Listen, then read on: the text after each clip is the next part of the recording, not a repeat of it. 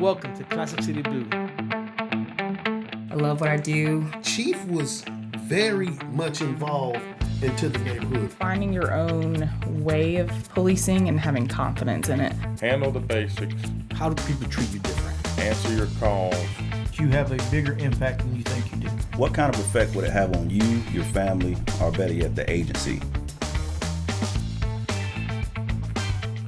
And welcome to Classic City Blue, a podcast that introduces you to our employees and the specialized units within Athens-Clarke County Police Department.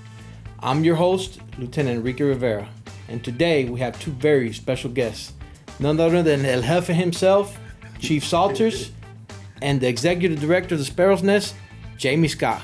How you guys doing today? Oh man, I'm excited to be here. I'm excited to have y'all. Blessed. Glad to be here. Well, we're gonna kick it off fast. We're gonna get to the nitty gritty today. First question I want to know is, how did y'all meet? Depends on who you ask. Chief, let's start with you, Chief. Oh, wow. Young 25-year-old patrol officer working Zone 5, Rock Springs area, Broad Acres. Back in those days, it was very much still a crack epidemic and a lot of issues. And I was a police officer, wanted to get out of the car. I wanted to know the people in the community and talk to them. I felt like my job was to help, so kids didn't see certain things. So it was drug dealing, things of that nature. I had a niche for that. And being on the streets and talking, that's where I met Jamie on the streets then. And from there, we were friends sometimes and foes at other. And just kicked off. And, here we are 27 years later. And, I'm just proud of Jamie and who he is and the husband, the son, and just everything he's done and how he's given back to the community. So, Jamie, would you agree with that, or do you have a different story? I want to start off, man, by first giving God all the glory and the honor. Yes, sir. Allow me to sit down and have these meaningful conversations and to sit down with somebody who's dear not just to my heart, my family's heart, the community, the Sparrow's Nest or whatever else. But now Chief gave y'all the watered down version. I guess he had to do it like that because of just his image or whatever else. Chief jumps out the car, right? We're in the hood. This is before my Jesus come to Jesus moment or my conversion into Christianity. We were in a place that he called all those streets, on the west side of Athens, Hancock, Rock Springs, Broad Acres. These different streets and blocks at the time during this crack epidemic did not go to sleep 24/7, 7 days a week. People trapping. What I mean by trapping, for those that don't understand, or I may be talking a little language that me and Ricky and Chief may know, it means selling drugs or having a trap house or a drug house or whatever else. Chief pulls up on the scene. We hadn't experienced this before. Young white guy come through, clean cut, this and that, got his hair, he always kept his hair pretty sharp or whatever else, little pair of shades, and jumps out the car and start walking the beat. Hey, man, how y'all doing, this and that? We like, man, who is this? And he walking the beat.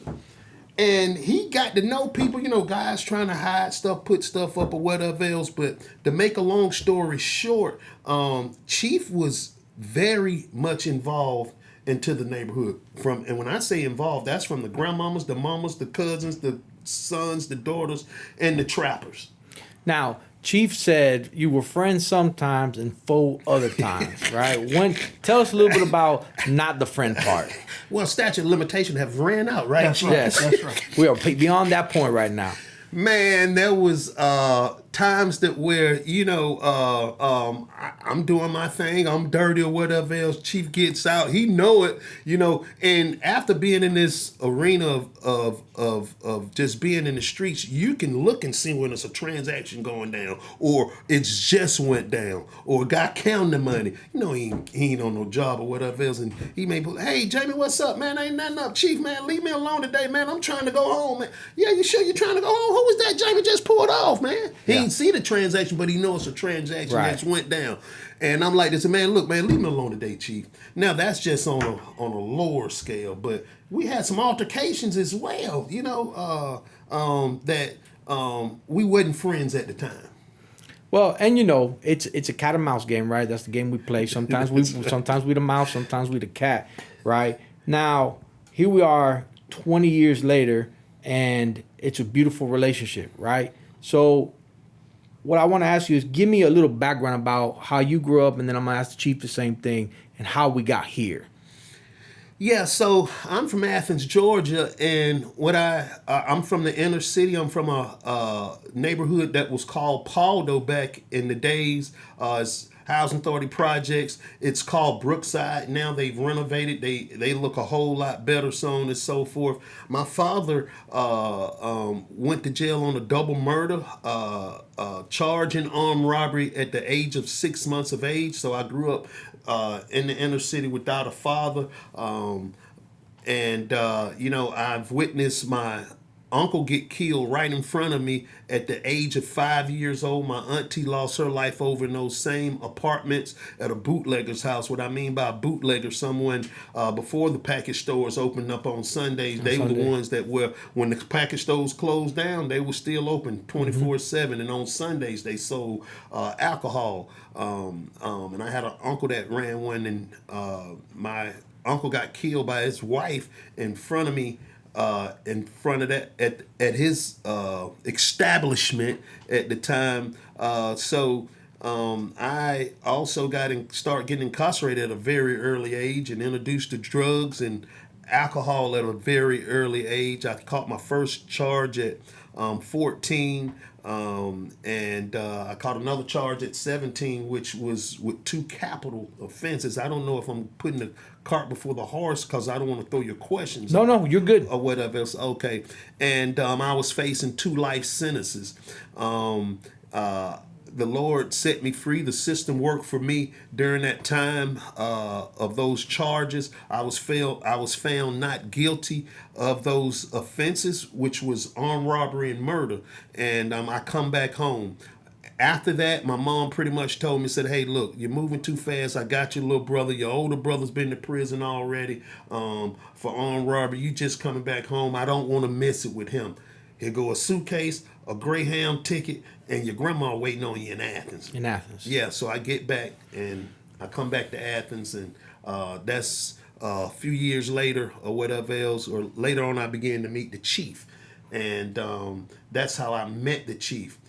How we pretty much got here today is that what I do in the community now, which is at the Sparrow's Nest, the director, and I'm in ministry. I'm an ordained pastor and minister or whatever else, and we do quite a few things at the place that where I work at. It's for the displaced and those who are homeless in our community, and also those who struggle up under the poverty level. And we provide ID, birth certificates, prescriptions of non-controlled substances, bus passes from a social service standpoint, a clothes closet, food pantry, showers and laundry facility. But also we do a hot meal, a hot breakfast, a hot lunch, and classes which are called Breaking the Cycle, that are therapeutic evidence-based, that where we allow our clients or our people that are taking the class the opportunity of making some money with a hat and gown ceremony. Stakeholders come in, and last but least, we do clean streets where they pick up trash. Now, our annual things that we do, who the chief is very involved with, and he bring Kelly over and all the rest of the team, the other chiefs or whatever else, and we've been doing these for several years, right? 5 to 7 years, chief, or better. Better.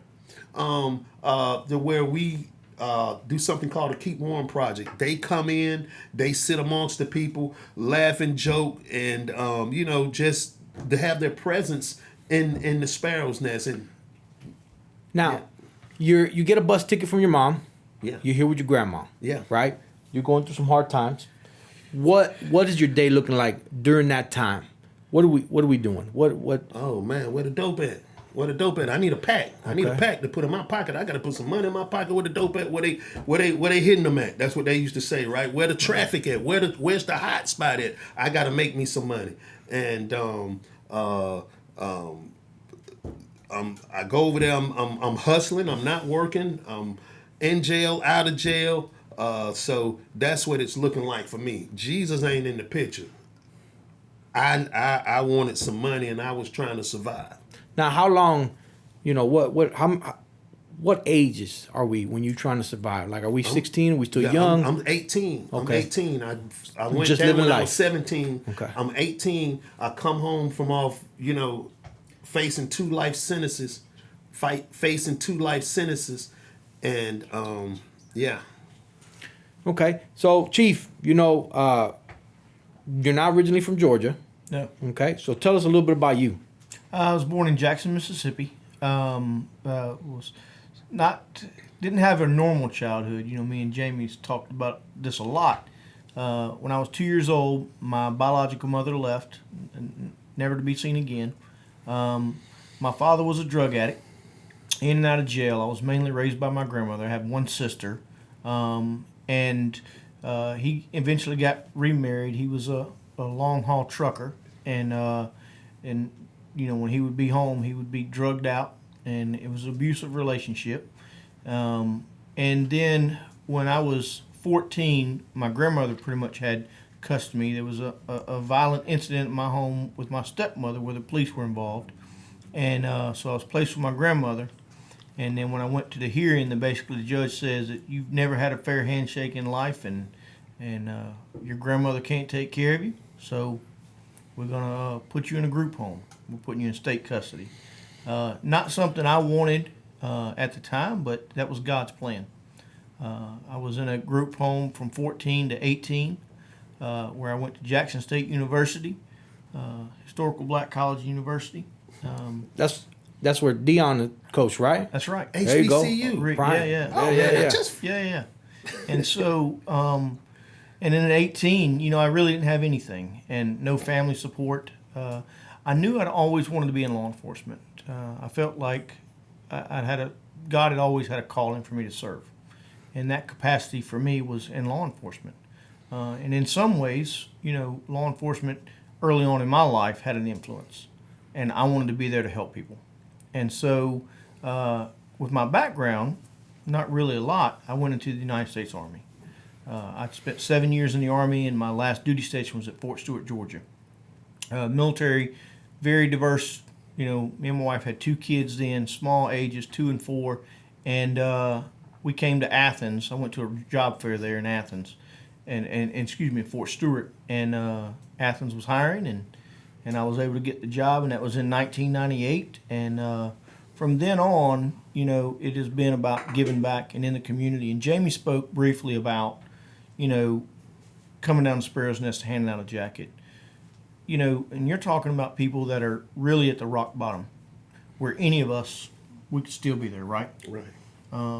Outside of God having a bigger plan and us having faith.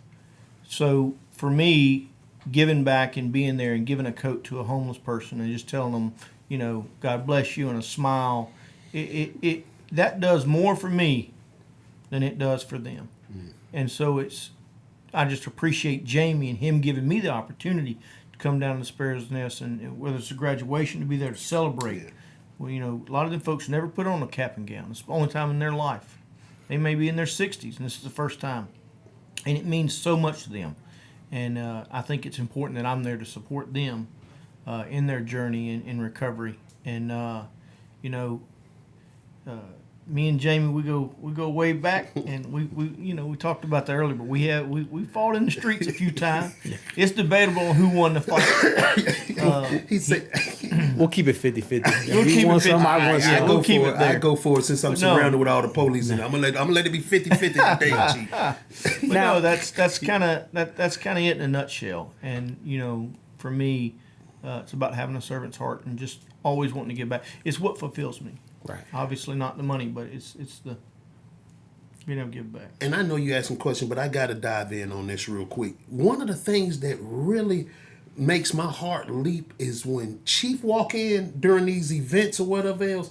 It's people that's my age that got grandkids and or older now. They come running to him. Lisa Lumpkin and several other people. Mm-hmm. Hey, Chief. Hey, Saulters, how you doing? They don't say Chief. They don't say anything. They just say Saulters and hug him because he remember how they just remember the guy that he was in the neighborhood. And when I say the neighborhood, the housing authority projects or the inner city neighborhood. So it's amazing that you say that because, you know, I was an SRO for 4 years, right? And I dealt with a lot of kids during that point. And, I can get, I'm in the office most of the time now, but I've gone to places or I'll be in a situation or an area where they're like, "Oh, Rivera, we love," and you'll get all this hug, and you're like, "Man, I ain't seen you in a long time." But the love and, hey, man, remember when you gave me a sandwich when I was hungry? And that itself is worth anything, right? Because you just want to help people. And I think what it shows is in this line of work that you have a bigger impact than you think you do. Yeah. And you have an opportunity too many times to influence and help people. And when you do, they don't forget it. No. And another thing is, we're not glory hounds, right? You didn't do it to, get your name or anything. You're just doing it because that's what's in your heart, right? So, Jamie, what was the turning point for you? Did somebody invite you to a church, or did you just find God on your own? Well, I found God on my own, right? I wasn't raised up in church. Man, my first time going to church, I shared with y'all early on that my uncle got murdered in front of me at the age of 5, right? Well, I went to a funeral. My second time was a funeral. It wasn't that I was introduced to Christ like that or whatever else, but when I was facing those 2 life sentences, man, I began to, I seen this guy walking around the yard reading the Bible, and I had some friends that I was getting incarcerated, that I had got incarcerated with as a juvenile, saying, "Hey, James, man, you need to talk to Pops over here. He don't do nothing but read it. Get him to pray for you, this and that. Take this plea bargain, take this life sentence. Don't crank up the jury because you're going to get 2 of them and this and that." And I was like, man, I'm innocent. And the guy gave me some scriptures to read, and I began to read those scriptures, and I wanted more of that. And there was an incident when we were in this open dormitory, probably about a 50 or 60 man dormitory. I was sitting on the couch. I was sitting on the bunk, and we were playing spades on my bunk. And a religious worker came through, and he was passing out Bible tracts. This is in 1987, right? 87, 88. And, back then, those guys, the old saints, they preach heaven is real, hell is hot. All that other stuff with the flips and the flashing lights that's in church today, they coming with the gospel just like that. Straight lace, no chase. And I said, well, hold on, man. I'm going to run up here and grab one of these Bible tracts. Hold my hand till I get back. I ran up to the bars, and he was on the catwalk, the other side of him. And I said, yeah, I like one of those. And I grabbed it, and I went to turn around, and he said, excuse me, young man, can I ask you a question? And when he began to ask me the question, he said, are you saved? And I just traditionally did what everybody else says. No, sir, I ain't saved. But when I get my life 100% right, I'm going to give my heart to God. That's just something I heard. I didn't know the impact of that really. I think most people wait, right? Instead of saying, I need you now. I'm at my lowest. I need you now. A lot of people wait. Let me get my life in order. Right. No, just start from the beginning, right? Whatever point you are in your life. Yeah. So, both you and the chief have talked about how you two work together and how he comes to your place and support each other, right? And I think that's very important because, sometimes our interactions with certain people are negative. It's like, oh, police, but it's always good to see good interaction, especially, Chief, you've been, here, 30 years? Close to? So, long career. It's always good to say, man, okay, that person made it. So my next question, Chief, what is there any additional programs aside from the Sparrow's Nest that we are involved in that we can, or that the people can know that we can, come together and better the community? Sure. So what I would say is, when someone calls 911, it's not because they want to tell you they're having a great day. They're in a moment of crisis. And our work as law enforcement officers is to respond to emergency calls and, provide legal, enforce the law. But we do so much more. And, I think it's important to have relationships in the community, but I believe it's more than that. How do we build meaningful relationships? And we track that through our numbers where we know how many interactions, because I don't want our officers to have everything negative. I don't want every encounter they have to be. I want them to have an opportunity to build those relationships and have positive contacts within the community. And not just building relationships, but building meaningful relationships. So we do, if you start talking about programs, we'd be here all day. From Shop with a Cop our involvement in just different organizations all through the community. We try to ensure, and something that I challenge the command staff and you as a lieutenant as well, is constantly looking at what are we missing? What community should we be spending more time in? And how are we missing that boat, and what can we do to be there to show support? And so there's not a weekend that goes by that we're not having an event that we're not at, from job fairs at churches to we just celebrated our 50th Citizens Police Academy, our Community Police Academy. Again, that's bringing the community in, letting them know who we are, get to know us, understand the difficult and dangerous job that we ask these young people to do. And we're human. We're going to make mistakes. Yeah. And when we make mistakes, we're going to fess up when we mess up. Yeah. But at the same time, our officers do an amazing job at providing a great police services for this community, and we'll just continue that. Yeah, and I will tell you the best thing I love about how you run is how transparent you are with the community, and I think that's helped us, the police department, build a great community relationship with our community. Chief, another highlight. We had a event called the Paldo Reunion, and probably 1,000 people came by. We packed Bishop Park out, no parking across the street at the park or whatever else, and it was an honor of me to just give. I believe in giving people their roses while they're here, and their handshakes and their fist bumps while they're here, and it was a highlight for me, man, to be able to call the chief to come over and invite him and to give him a plaque, just of the great service of not just him but the rest of his department is doing in this community, man. But he showed up. Yeah. He showed up. Yeah, and it's always important to show up, right? Especially you've been such a vital member of the community and the police department. So this, to me, this is going to be a very important question, because I look in the mirror and I say, man, what would I have done, right?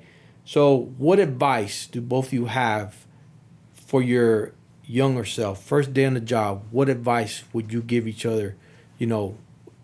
Like you, Chief, you bump into Officer Saulters, not Chief Saulters, on the first day of his job here. What advice would you give him? I think the younger me, I would say slow down. Slow down a little bit. Although, back then it was wide open. It was a little bit different than it is now. Overall, what I would say in life is don't stop. If you look at the top of the ladder being your goal, whatever goal that is, and you get 3 steps up and you get knocked down 4, that's okay. Just don't stop. Just keep fighting. Have faith and stay focused on that mission. And I've seen that throughout my life, that, one of my lifelong goals is to be a police officer. And I didn't think with my background that I would ever be in that position. And so I would get knocked down that ladder, and I just kept climbing. And then same thing within the department. I've been fortunate to work in or supervise every unit within this police department, even things that administratively I'm not as competent with. But at the same time, it's keep fighting, and keep serving, and that's been the focus. And you, Jamie? First day on the job. Now Well, you said a younger Jamie. Now you saying... I would say if you bumped into 18 or 19-year-old Jamie, man. what would your advice to him would be? Man, give your heart to the Lord. All this that you thinking that you want to try to accomplish, just trust God. Trust God. Give your heart to the Lord, man, and just be submissive to Him. Now, I look at both of y'all's story, and it could have gone so many different ways. Chief, your situation, you could have easily gone on the other side of the law. Jamie, you were on the other side of the law and ended up where you are now, which is, to me, I think it's important for people to understand that we don't all come from, 2-parent homes or, middle-class families. Some of them come from, as Jay-Z would say, life of hard knocks, right? Right. And it's important for people to understand that we all have, issues in our life, and we can overcome and be great. Now, I wanted to ask you before I close. I wanted to ask you. You wrote a book. Yes. Can you tell me about your book? Well, I have a good friend of mine who's a minister of a Presbyterian church by the name of Bohler. He's like 75. I'm 55. And we want to sit down and have some meaningful conversations on two different perspectives of looking at life through a set of lenses far as his as a white Caucasian male that was raised up in upper class buckhead kind of lifestyle, and from a perspective from a black male, Afro-American male who was raised up in the inner city and began to have conversation around our faith, around our upbringing, around work ethics, around education, politics, crime, and some other things like that. And it turned out to be more than what we both could really even dream of, just the way it came together. Now, you're doing great things in your life, right? You say you're 55, you're still young, right? Are you at your mountaintop, or what's the future? What's the future hold for James Scott? Well, what the future holds for me, man, I just want to continue to. I'm living the American dream, but now as I get up in age, I'm focusing on what's in the reserve for us, me and my wife's retirement. What does that look like for my kids and my grandkids? And I don't plan on leaving the sparrow's nest no time soon, but they say, you want to make God laugh, tell him your plans. So I'm pretty comfortable where I'm at right now, even though my role is changing to where I may get another hire for as a director of this area, where I'm not putting out so many fires now, to where I'm just overseeing and fundraising. Right. Now, Chief, 20 years ago, the first day I met you, and it's funny, you were doing a wheelie in the back parking lot. I said, man, that's the guy I want to be. Who is that? I want to do that guy. And then, I found out you were a detective then. I'm like, man, this guy's got it. You're the chief of police now after an awesome career. Where do you see yourself in the future? Continue to serve where God wants me. And, my thing is I want to be in the fight. I want to be a part of, one, taking care of our officers. We have amazing people here in this agency. I want to know more about them. I want to be able to support them in what they do every single day. Because I remember being out on the streets, and sometimes they're not nice, and sometimes you get hurt. Yeah. And of course, my biggest fear is that we have an officer hurt. Yeah. And so I want to be there for them. I want to continue fighting for them, as well as continue to build meaningful relationships in the community, tell people our story, tell them what we're doing, how we're doing it, and invite them to come and be a part of it. We're an open door. We're not trying to hide anything. That's kind of the future for me is to continue to serve in this. I've been blessed to be where I'm at, and I hope to continue serving. Now, Jamie, you deal with people who are struggling on a daily basis, right? Sometimes people don't want help. How do we reach out to those people who are struggling with accepting help? I want to just say kudos to you guys for, I don't know what that position is called, Chief, but when, I think his name is Robbie or something. Our co-responder team. Corresponder team with people who have mental health challenges, that where, we can do a lot of things. And I told you guys as far as what we do in our ministry, but there's some things we just can't do. We're not equipped to do.